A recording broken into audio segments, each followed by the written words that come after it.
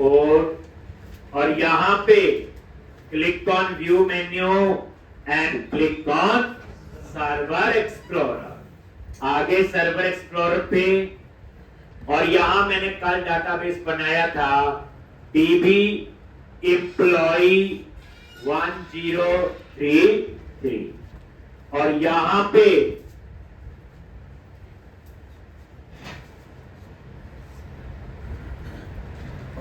कई डाटाबेस हैं और बैच के, हमारा ये 1033।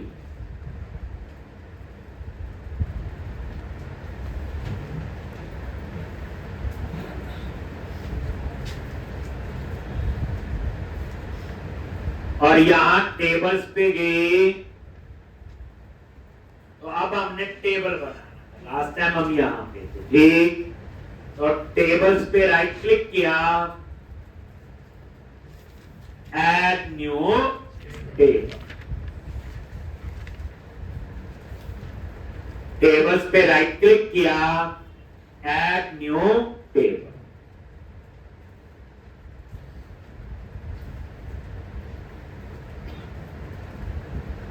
और यहां पे पहला कॉलम ले लिया एम्प नंबर। हमें एम्प्लॉय की इंफॉर्मेशन के लिए टेबल बनाना है। अब ये जो एम्प नंबर है इसकी क्या डेटा टाइप होनी चाहिए? एक, तो जैसे मैंने कल आपको बोला था कि मेरे पास 2 लाख एम्प्लॉय हो सकते हैं, एक, तो इसकी डाटा टाइप क्या लोगे? यानी एम्प नंबर की वैल्यू 2 लाख तक जा सकती है, क्या लोगे?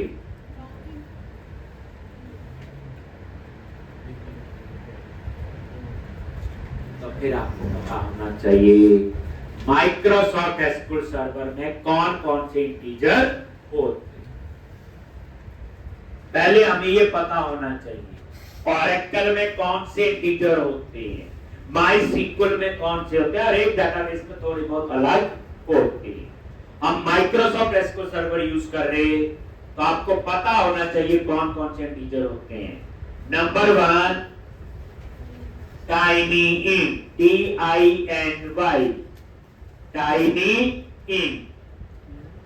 नंबर 2 स्मॉल इंट,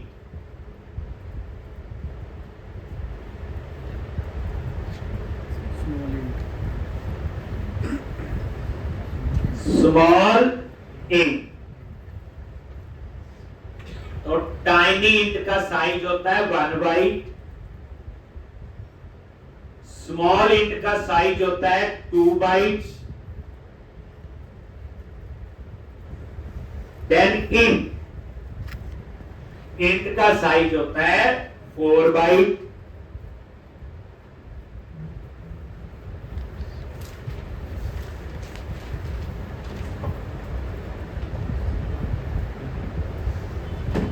इंट का साइज होता है 4 बाइट्स और लास्ट है पैकेट PI, इसका साइज होता है 8 बाइट्स।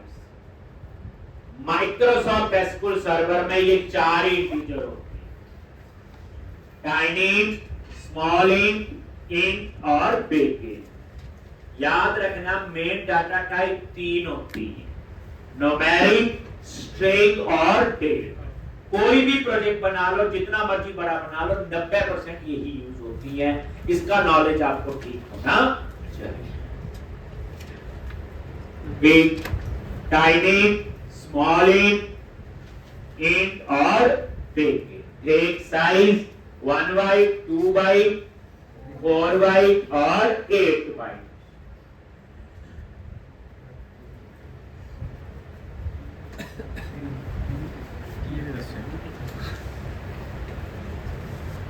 एक, अब हम यहां कौन सा इंटीजर लें?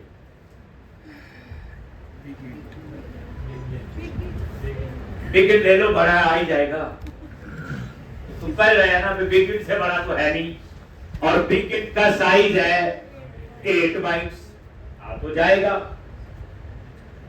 आप खुद सोचो, आपका काम होने वाला है इंटीजर 4 बाइट्स, और आपने वहां बिग इंट ले लिया तो क्या हुआ, 4 बाइट्स एक्स्ट्रा लिए। मान लो 2 लाख रिकॉर्ड टेबल में है तो 2 लाख इंटू 4, 8 लाख बाइट आपने एक्स्ट्रा ली। और जिस बंदे को टीचर का नॉलेज नहीं होगा तो बाकी डाटा टाइप पे भी क्या होगा ये पता ही है। तो बच्चे डाटा टाइप का एक्यूरेट नॉलेज होना जरूरी है, क्योंकि जब सर्वर पे अभी पता चल गया डाटाबेस सर्वर अलग होता है, वो पैसे लेते हैं डाटाबेस के साइज के हिसाब से। अब हम लोगों ने बड़ी बड़ी डाटा टाइप ले ली, क्लाइंट बोले डाटा कुछ नहीं डाला मैंने, साइज बड़ी आ रहा है, पैसे मांगी आ रहे सर्वर वाले। उसको क्या पता डेवलपर ने कितना अच्छा काम किया हुआ। देख वो तो दूसरे को दिखाते हैं कि सब ठीक है, तब पता चलता है। तो कंक्लूजन में कहने का डाटा टाइप का प्रॉपर नॉलेज होना चाहिए। देखो जैसे टाइनी इंट है, इसका साइज है 1 बाइट। अच्छा आप में से कई बोलेंगे हमने तो माइक्रोसॉफ्ट को सर्वर नहीं पढ़ा हुआ, हमने तो पढ़ा है माइस्क्ल बचने के लिए। उसमें भी ये चारों इंटीजर होते हैं, यही साइज होता है, पर उसमें एक इंट और होता है मीडियम, और उसका साइज होता है 3 बाइट्स। ये बात कर रहा हूं माइस्क्ल डाटाबेस। तो बच नहीं सकते, बहाना नहीं लगा सकते हमें ये डाटाबेस नहीं आता। माइस्क्ल में चारों होते हैं, एक और होता है मीडियम इंट और उसका 3 बाइट्स होता है। तो मेरा मतलब कहने का है वही बात है ना, एक डाटाबेस उस तरह से पढ़ लो, दूसरा आपको अपने आप कम से ये तो पता चल जाएगा पढ़ना क्या है। अब आप बताओ, सबसे पहले आपको पता होना चाहिए डाटाबेस के बारे में। डाटाबेस बनाते हैं तो कौन कौन सी फाइल बनती है पता होना चाहिए, किसका क्या रोल है। एसक्यूएल का पता होना चाहिए, ट्रांजैक्ट सीक्वल का पता होना चाहिए। फिर डाटाबेस आप बनाओगे, टेबल बनाओगे तो डाटा टाइप का नॉलेज होना चाहिए। तो पहले बताओ टाइनी, इसका साइज 1 बाइट है, कहां यूज करें?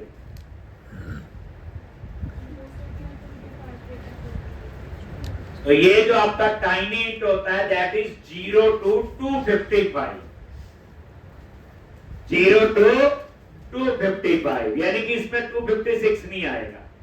जैसे मान लो डिपार्टमेंट टेबल है, एग्जांपल ले रहा हूं, डिपार्टमेंट आईडी है।